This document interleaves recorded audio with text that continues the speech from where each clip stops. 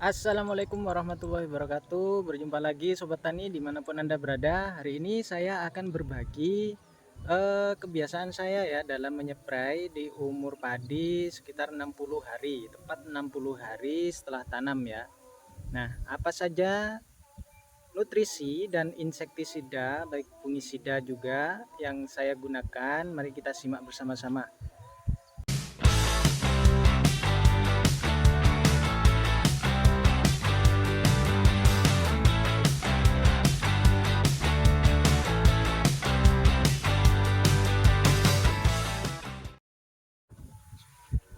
Nah, ini adalah nutrisi yang saya gunakan ya. Nutrisinya adalah MKP ya, MKP, lalu ada Agiful buah, terus ditambah zat pengatur tumbuh. Kita menggunakan gidropanen ya di umur 60 hari setelah tanam. Setelah itu untuk insektisida saya menggunakan Dharmabas. Ini untuk pencegahan dari serangan walang sangit, baik juga terus hama putih ya, kaper putih itu. Kalau ulat juga bisa. Lalu ada spontan ya, spontan 400 SL. Ini khusus sistemik, insektisida sistemik untuk pengendalian hama ulat.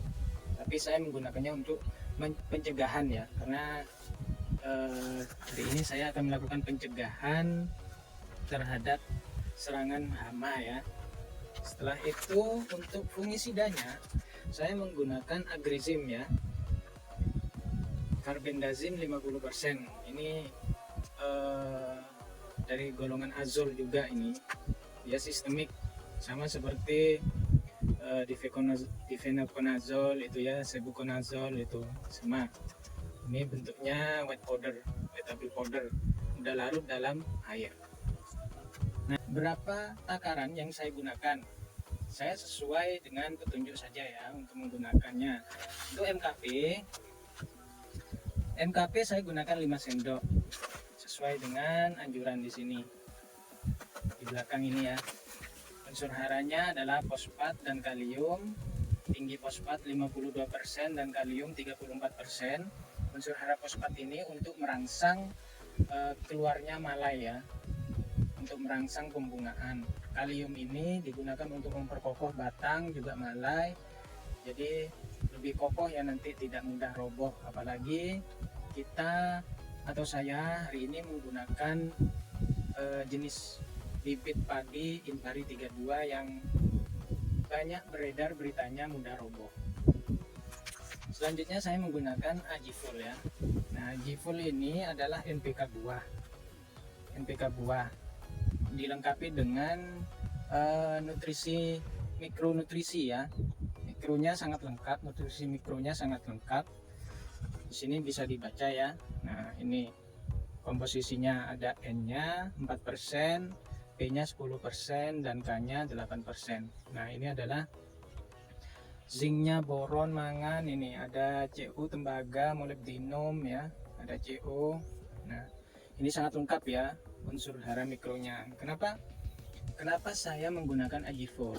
Nah, setiap kali saya melakukan penyepraian nutrisi itu pasti ada ya, pasti saya masukkan juga nutrisi mikro. Kenapa? Sebab karena padi yang akan bunting itu, yang sudah bunting maksudnya, yang akan mengeluarkan malai itu adalah sangat memerlukan mikronutrisi untuk keberlangsungan ketika pembungaan atau penyerbukan, supaya tidak gagal penyerbukan ya. Kalau sudah gagal penyerbukan biasanya nanti malai itu akan hitam atau coklat, tidak terisi penuh begitu.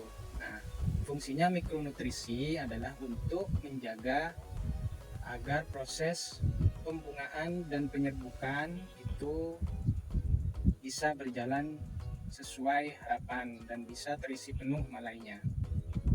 Yang saya suka dari Agifol ini, dia dilengkapi dengan asam amino. Nah, jadi tidak perlu repot-repot lagi menambahkan atau membeli produk terpisah dari ini. Jadi include asam amino. Itu yang saya suka dari Agifol ini. Sebenarnya kalau tidak ada Agifol itu bisa menggunakan gandasil buah ya. Gandasil buah itu juga bagus untuk melengkapi mikronutrisi ya yang diperlukan oleh padi menjelang mengeluarkan malai. Nah, untuk penggunaan dosis dari Agifol ini, jadi untuk padi ini ada padi ya, ini padi pada saat padi mulai berisi hingga menjelang panen. Nah, ini intervalnya 7 sampai 14 hari sekali. Kita menggunakan, nah ini konsentrasi penggunaannya 5 mili per liter air. Jadi kalau tangki 15 liter dia menggunakan sekitar 75 ml ya, 75 ini Agifolnya. Nah, selanjutnya adalah carbendazim. Nah, ini dari golongan benzimidazol atau golongan azol yang kita kenal. Itu biasa juga ada di fungisida seperti skor itu difenoconazole ya. Lalu ada amistartop itu juga golongan azol. Ini baik digunakan ketika menjelang pembungaan dan pembuahan untuk mengatasi penyakit-penyakit pada tanaman ya. Kalau di cabai biasanya antraknosa, ini juga bisa juga bisa untuk bercak daun itu ya, ini juga bisa. Nah, ini untuk bercak daun ya, bercak daun bisa, busuk daun bisa, embun bulu bisa ya. Untuk tanaman padi juga bisa loh. Sama. Bagus juga kalau saya menggunakannya ini untuk tangki 15 liter saya gunakan 2 sampai 3 sendok. Sendoknya sendok ini ya, sendok makan yang biasanya dibuat catering itu. Jadi sendok makannya bukan seperti sendok makan yang stainless itu. Kalau sendok makan stainless kan besar daripada ini. Ini agak kecilan. Biasanya saya gunakan 2 atau 3. Nah, lanjut pamungkas jurus super ampuh supaya meningkatkan hasil panen itu adalah penggunaan Gipgropanen. Ini ya, Gipgropanen. Nah, penggunaan Gipgropanen ini harus sesuai dosis yang dianjurkan ya. Jadi bisa dibaca di petunjuk di belakang ini. Ya.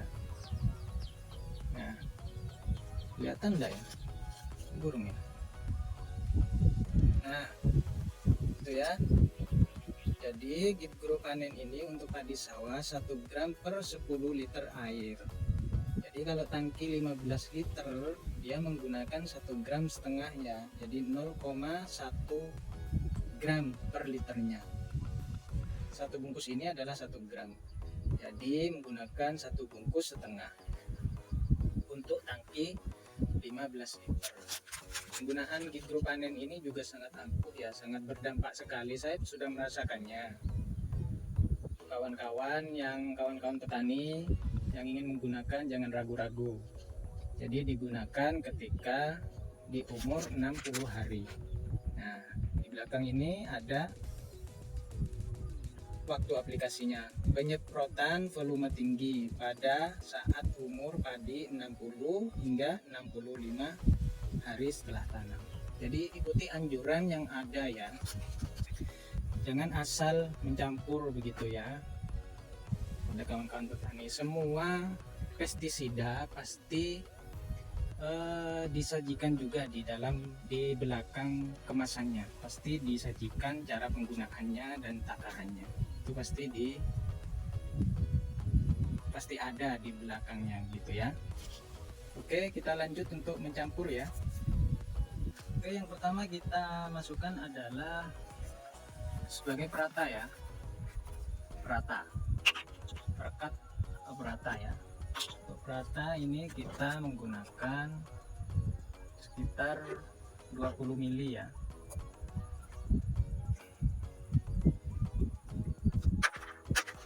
Setelah itu MKP kita kasih 5 sendok makan.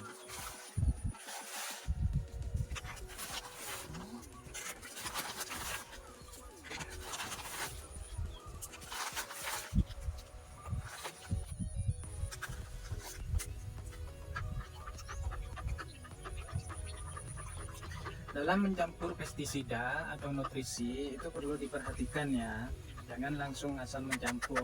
Pastikan dulu mana pestisida yang larutannya itu agak lambat untuk larut. Nah, itu yang harus didahulukan.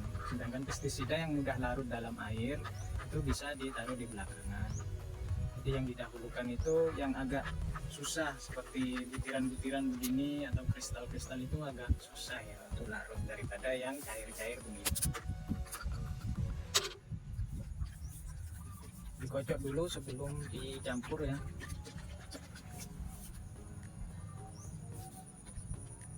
Nah, ini yang hitam-hitam adalah asam aminonya, asam amino, karena dia dilengkapi oleh asam amino juga.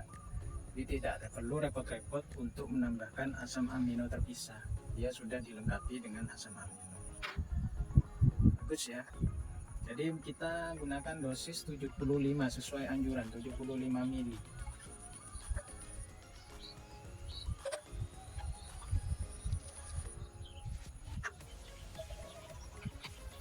Harumnya seperti tetes ya kawan-kawan, harumnya seperti tetes.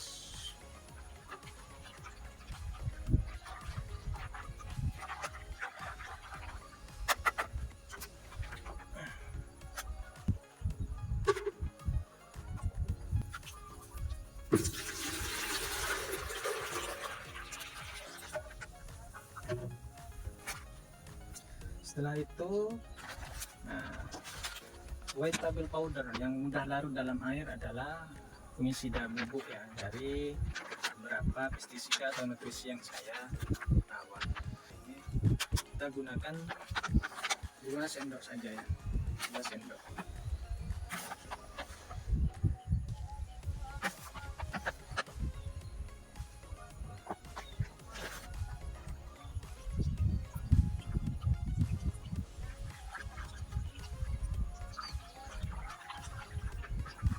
Pastikan larutan tercampur atau bisa larut dengan sempurna di dalam air ya.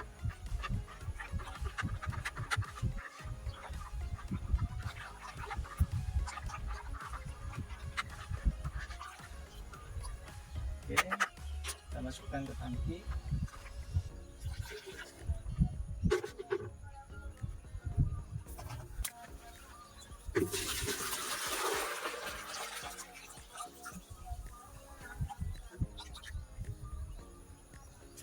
Selanjutnya adalah insektisida. Kita menggunakan Spontan dan Dermabas ya.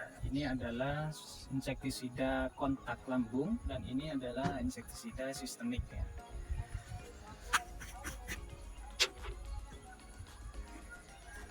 Untuk Spontan kita menggunakan dosis sesuai anjuran, yaitu sekitar 45 mili per tangki 15 liter. Selanjutnya untuk Dermabas ya. Untuk padi, nah padi ya, jadi sesuai apa yang akan kita kendalikan. Hari ini saya akan mengendalikan walang sangit, jadi antara 2 hingga 4 mili per liter ya. Kita menggunakan dosis 2 mili saja, 2 mili per liter. Jadi kalau tangki 15 liter kita menggunakan dosis 30.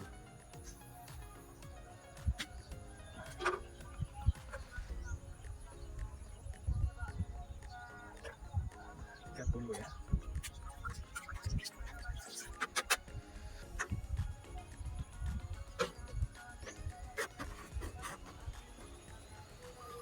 Jangan lupa terakhir hidronya gunakan 1,5 ya.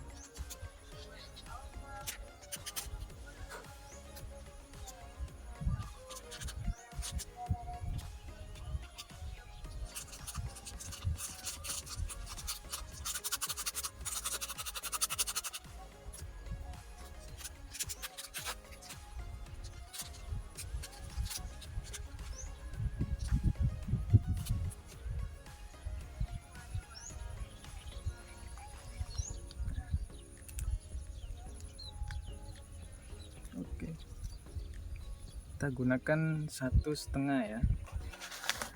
Kita masukkan di sini saja biar aman.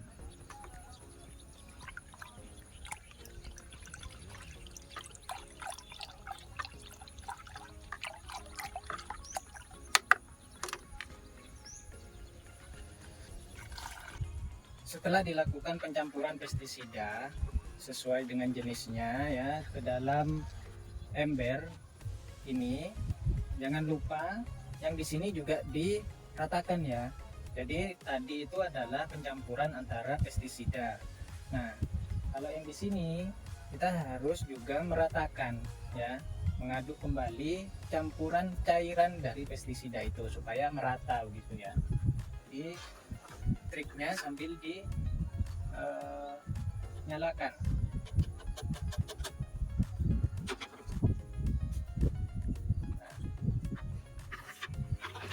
Airnya sambil dinyalakan.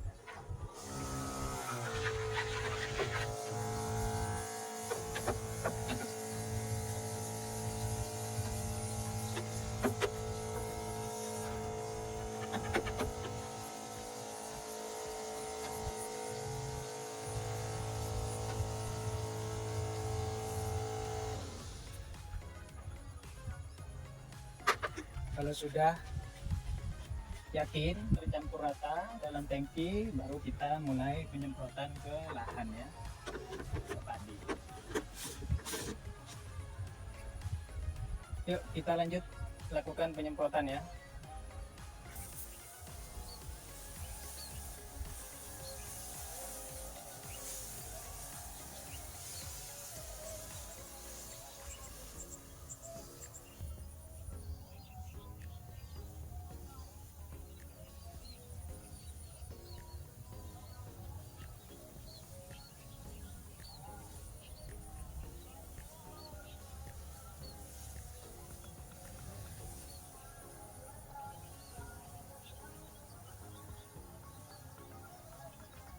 Nah, itu tadi adalah kegiatan sore hari saya menyeprai nutrisi ya, nutrisi, insektisida dan fungisida menggunakan Agifol, MKP, lalu insektisidanya menggunakan Darmabas dan spontan, fungisidanya menggunakan Carbendazim, lalu ditambah ZPT Gidropanen.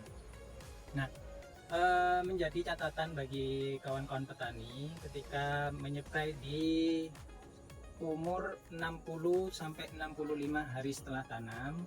Jadi lihatlah dulu kondisi padinya. Ketika padi sudah sebagian banyak yang keluar malai, maka penyepraian itu sebaiknya dilakukan di sore hari. Kenapa demikian? Karena di pagi hari aktivitas tanaman padi yang sudah mengeluarkan malai itu adalah melakukan penyerbukan ya. Nah, ketika melakukan penyerbukan, otomatis malai-malai yang keluar itu dia terbuka untuk melakukan penyerbukan. Itu tidak bisa diganggu dengan adanya cairan-cairan atau semisal penyepraian begitu ya, atau hujan begitu ya. Itu akan sangat membuat malai tidak bisa melakukan penyerbukan dengan normal. Nah, kerugiannya apa? Dia tidak akan bisa mengisi nanti. Jadi konsekuensinya padi itu tidak akan terisi nanti.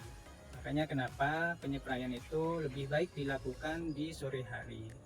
Karena kita tidak tahu, tidak bisa mengira-mengira bahwa malai akan terbuka di jam berapa sampai jam berapa. Banyak teman-teman itu memperkirakan di jam 8 hingga jam 11 siang. Nah, ada juga yang memperkirakan dari jam 7.